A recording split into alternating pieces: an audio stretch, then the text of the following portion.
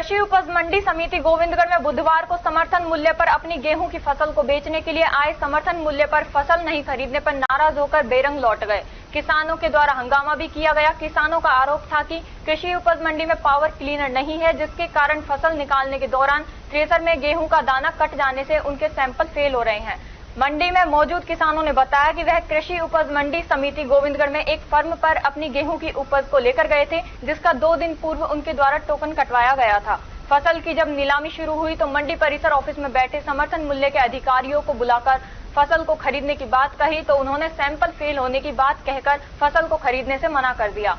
किसान का कहना था कि उनकी उपज की शानदार क्वालिटी थी, जानबूझकर समर्थन मूल्य से जुड़े अधिकारी उनकी फसल को नहीं खरीद रहे। उन्होंने कमीशन खोरी और भ्रष्टाचार का आरोप भी लगाया था। कृषि उपज मंडी और समर्थन खरीद मूल्य से प्राप्त जानकारी के अनुसार कृषि उपज मंडी समिति को गेहूं की फसल के लिए पावर क्लीनर की व्यवस्था करनी थी, जिसको लेकर भारतीय खाद्य निगम के द्वारा 27 मार्च को पत्र के माध्यम से कृषि उपज मंडी के सचिव को अवगत कराया था, लेकिन कृषि उपज मंडी पावर क्लीनर उपलब्ध नहीं करा पाई। किसानों का कहना था कि पावर क्लीनर अगर मंडी समिति में होता तो किसानों को अपनी फसल को लेकर वापस नहीं जाना पड़ता, क्योंकि उससे गेहूं साफ होकर काला दाना बाहर निकल जाता। समर्थन मूल्य से जुड़े कार्मिकों की माने तो किसानों का गेहूं साफ सुथरा तथा गेहूं में कुछ प्रतिशत काले दाने होने के कारण सैंपलिंग फेल हो रही है, क्योंकि थोड़ा क्षतिग्रस्त अनाज 4% से अधिक होने के कारण सैंपलिंग फेल हो जाती है। मैनेजर गुण नियंत्रक दीपिका रानी के अनुसार हम किसानों को उनको सही दाम देने के प्रयास कर रहे हैं, लेकिन किसानों की जो फसल आ रही है उसमें फसल में काले दाने आ रहे हैं।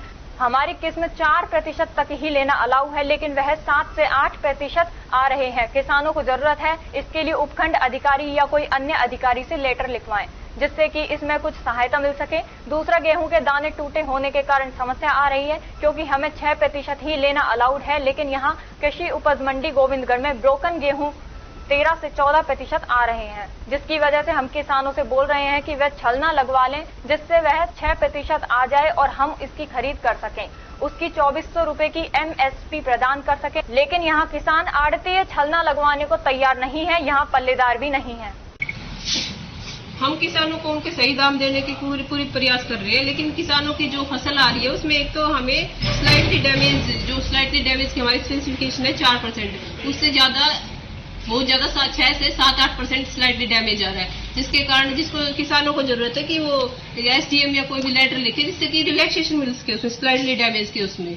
और दूसरा, एक ब्रोकन की बहुत ज्यादा समस्या है। ब्रोकन की समस्या, ब्रोकन जैसे सिविल्ड एंड ब्रोकन हमें 6% रेंज में लेना होता है, लेकिन यहाँ पे हमारा ब्रोकन 14% से भी ज्यादा आ रहा है, जिसकी वजह से वो विद इन स्पेसिफिकेशन नहीं आ पा रहा। फिर भी हम कोशिश कर रहे हैं, हम इस किसान को बोल रहे हैं कि वो छलना लगवा ले, जिससे ब्रोकन वो कम हो जाए, विद इन 6% आ जाए तो हम उससे खरीदारी कर सके, उसको MSP 2400 का MSP मतलब प्रोवाइड कर सके। लेकिन नहीं तो आड़तीय छलना लगाने को तैयार है, किसान छलना लगाने को तैयार नहीं है, पलदार नहीं है, कोई भी मतलब कोऑपरेटिव मोड में है नहीं कि वो छलना लगवाए।